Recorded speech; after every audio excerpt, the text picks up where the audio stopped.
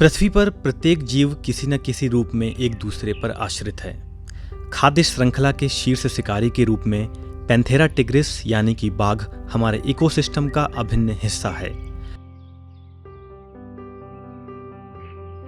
शाकाहारी जीवों और वनस्पतियों के बीच संतुलन बनाए रखने में बाघ महत्वपूर्ण भूमिका निभाते हैं।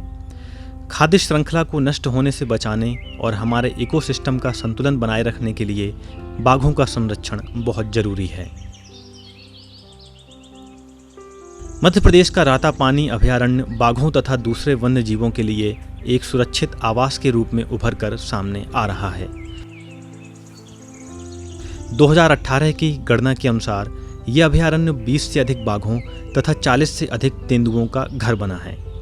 2022 की गणना के अनुसार प्राप्त ताजा आंकड़े काफी उत्साहजनक हैं और आंकड़ों के अंतिम विश्लेषण के बाद बाघों और तेंदुओं की संख्या में अच्छी खासी वृद्धि सामने आने की उम्मीद है।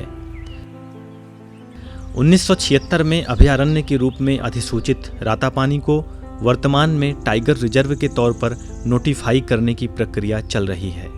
बाघों तथा दूसरे वन्य जीवों के संरक्षण के लिए यहाँ पर वन विभाग द्वारा कई तरह के प्रयास किए जा रहे हैं। वन कर्मी किस तरह जमीनी स्तर पर बाघों के संरक्षण के लिए मेहनत करते हैं, इसका जायजा लेने के लिए PBNS पहुंचा रातापानी के बिनेका रेंज में। सबसे पहले हमने बात की बिनेका रेंज के रेंज ऑफिसर TR कुलस्ते से। यहाँ पर मेनली वन प्राणी संरक्षण पे कार्य होता है, तो इसके लिए वन प्राणियों के लिए तीन चीज़ों के लिए बहुत ही आवश्यकता होती है। एक तो उनका आवास और पानी और उनका भोजन। तो यहाँ तो आवास तो बहुत ही अच्छा है और वन प्राणियों की संख्या भी अच्छी है, शाकाहारी और मांसाहारी दोनों की। और उनके भोजन के लिए जैसे शाकाहारी वन्य प्राणी हैं, उनके लिए हम लोग जहाँ पर घास की कमी है वहाँ पर चारागाह विकास का कार्य करते हैं और घास की उपलब्धता कराते हैं शाकाहारियों के लिए।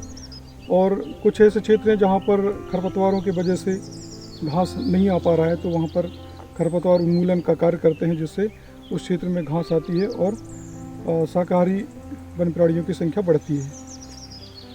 और इनके संख्या बढ़ने से हमारे जो मांसाहारी वन प्राणी हैं उनकी संख्या भी ऑटोमेटिक बढ़ती है। और यहाँ का शेल्टर तो बहुत ही अच्छा है, आवास बहुत अच्छा है, तो यहाँ पर के लिए हम लोग सतत गश्ती करते रहते हैं, बाघ मॉनिटरिंग होती है। और आजकल एम स्ट्राइप से भी हमारे यहाँ गश्ती होती है, तो उसके माध्यम से भी हम गश्ती करते हैं और उनका जो मूवमेंट है बाघ का तो वो पता करते हैं। ये आवश्यक है कि बाघों को शिकार और पानी पर्याप्त मात्रा में जंगल में ही मिलता रहे। ऐसा न होने पर शिकार और पानी की तलाश में बाघ इंसानी बस्तियों के बीच पहुंच जाते हैं और यहाँ से इंसानों और बाघों के बीच टकराव की स्थिति बनती है। इस टकराव को रोकने के लिए ये प्रयास किया जाता है कि ग्रासलैंड पर्याप्त मात्रा में बना रहे, जिससे शाकाहारी जीवों को पनपने के भरपूर मौके मिले और बाघों को भी पर्याप्त मात्रा में शिकार मिलता रहे।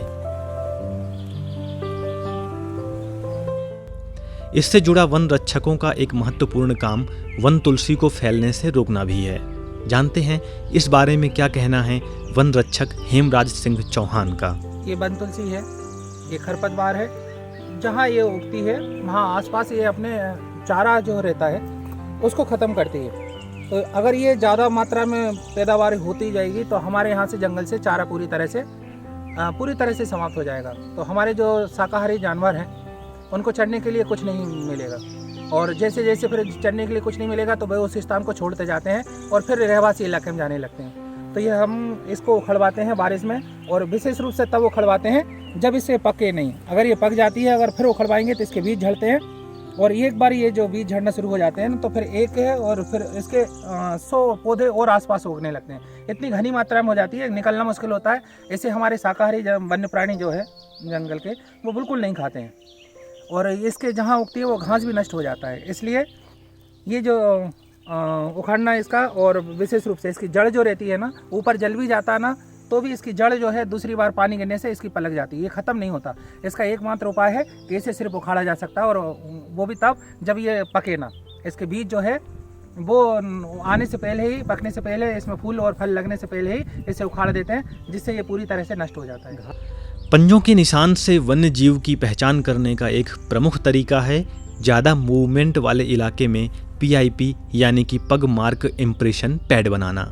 ये कैसे बनाते हैं और इसकी क्या ज़रूरत है, इस बारे में बता रहे हैं range officer TR Kulaste. PIP उस जगह में बनाते हैं जहाँ से अपने टाइगर का या लेपर्ड का ज़्यादा मूवमेंट है, उस रास्ते पे हम लोग ये PIP बनाते हैं। तो इसमें बारीक धूल जो रहती है और लगभग 1 से 2 इंच मोटी उस पर बिछा देते हैं और उसमें जो पत्ते होते हैं और ये सब घास फूस इनको सब सफाई कर देते हैं। तो जैसे ही वो जानवर यहाँ से निकलता है तो वो उसके पग मार्क का वो पेड़ वहाँ पर आ जाता है। तो उसका फिर हम लोग ट्रेस करते हैं कि ये टाइगर का है, लेपर्ड का है, और इस तरह से हम लोगों की ये ट्रैकिंग चलती रहती है। इसलिए हम लोग ये PIP बनाते हैं। जहाँ पर स्पष्ट पग मार्क मिल जाता है वहाँ POP के घोल का उपयोग करके पग मार्क का सांचा तैयार कर लिया जाता है। इससे रिकॉर्ड मेंटेन करने और बाघों के मूवमेंट पर निगरानी करने में मदद मिलती है। सुनिए इस बारे में क्या कहते हैं रेंज ऑफिसर TR कुलस्ते। ये POP है, ये हमारे जो पगमार्क में रहते हैं, जहाँ पर अच्छा पगमार्क रहता है, गीला रहता है, तो पगमार्क अच्छे रहते हैं, तो वहाँ पर हम लोग ये POP प्लास्टर ऑफ पेरिस का एक घोल उस पर डालते हैं और फिर ये उसकी जो साइज रहती है वो इस पर आकार ले लेता है वो। तो ये POP रहता है और इस पर पूरा इसका डिटेल इसके पीछे लिख देते हैं और उस पर कौन से किस लोकेशन से इसको कलेक्ट किए हैं, उसकी साइज क्या है और अपने बीट कंपार्टमेंट और ये सब चीज़ें उस पर एंट्री कर देते हैं। और ये जो हमारा ये है पगमार्क जहाँ पर मिलता है उसको हम ये ट्रेस करते हैं। ये ट्रेसिंग पेपर पे हम ये ट्रेस करते हैं ये कांच के माध्यम से, और इस पे पूरी सभी चीज़ें इस पे लिखी रहती हैं। इसका किस लोकेशन से हमने इसको ट्रेस किया है, उसका कक्ष क्रमांक, बीट का नाम और उसकी जो साइज है, उसकी लेंथ क्या है, विड्थ क्या है, और इसका रिकॉर्ड हम मेंटेन रखते हैं। तो इससे हम अपने एरिया में जो टाइगर है उसका मूवमेंट तो हम आइडेंटिफाई करते हैं कि इस टाइगर का मूवमेंट इस एरिया पे है और उसका नाम भी देते हैं उसका। रातापानी में वनों तथा वन्य जीवों के संरक्षण के प्रयासों में आधुनिक तकनीक का सहारा भी लिया जा रहा है। प्रकृति को बचाने के लिए वन विभाग द्वारा योजनाबद्ध तरीके से कई अन्य प्रयास भी किए जा रहे हैं। चलिए जानते हैं इन कामों के बारे में वन रक्षक हेमराज सिंह चौहान से। वन मंडल अधिकारी आरोप साहब के माध्यम से हमें एक नया ऐप लॉन्च किया गया है, पेट्रोल MS टाइप गश्ती बोलते हैं, जिससे डायरेक्ट सैटेलाइट के माध्यम से कनेक्ट होती है। तो जिसे हम ऑनलाइन और ऑफलाइन दोनों, उसके लिए नेटवर्क की ज़रूरत नहीं रहती है। जंगल में हम कहीं भी उसको ऑन करके और सैटेलाइट के माध्यम से हम वो गश्ती करते रहते हैं और उसका जो भी डाटा होता है उसमें कलेक्ट करके साप्ताहिक हम हमारे वरिष्ठों को भेजते हैं। भारतीय संस्कृति हमें प्रकृति के प्रत्येक अंग को सहेजने और संरक्षित रखने की सीख देती है। आधुनिक विज्ञान भी कहता है कि मनुष्य का अस्तित्व तभी तक है जब तक प्रकृति संरक्षित है। प्रकृति का प्रत्येक अंश एक दूसरे का पूरक है और किसी पर भी संकट संपूर्ण प्राणी जगत के लिए खतरे की चेतावनी है।